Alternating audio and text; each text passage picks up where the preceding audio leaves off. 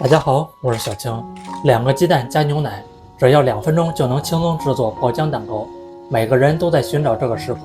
外皮酥脆，裡面爆漿鬆軟。大碗裡打入2個雞蛋，先把蛋黃分離出來，單獨放一個小碗裡。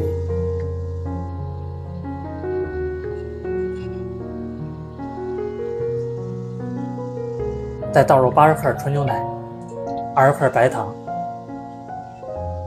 ，3克泡打粉，來混合均勻。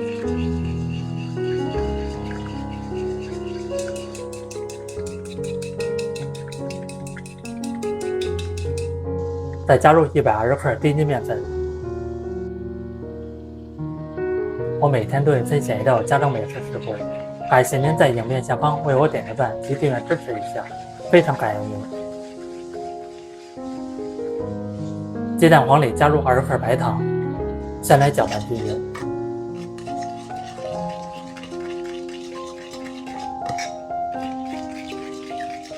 再倒入50克純牛奶，繼續混合均勻。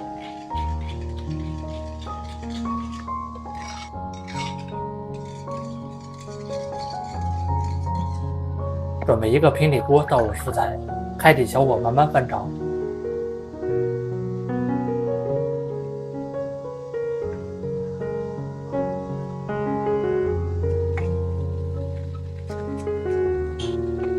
一直炒到非常濃稠，放到自然冷卻。準備一個模具，噴一層食物油，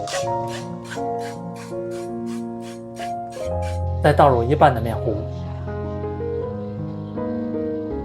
晃動一下，整理平整。放入烤箱170度烤5分鐘，中間再放入蛋黃醬，平鋪成薄薄的一層。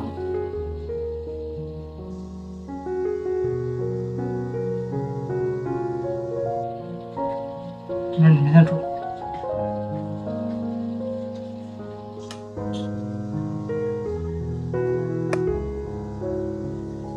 再倒入剩餘的麵糊，晃動一下，整理平整。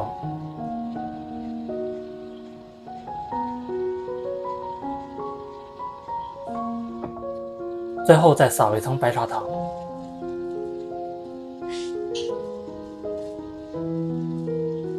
放入烤箱170度烤30分鐘，這麼一道焦糖爆漿蛋糕就做好了。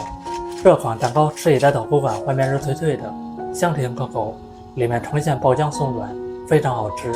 我感覺這樣做每個人都愛吃，做法簡單零基礎，喜歡吃就趕快收藏起來試吧。感謝您的訂閱支持，我們下期食譜再見。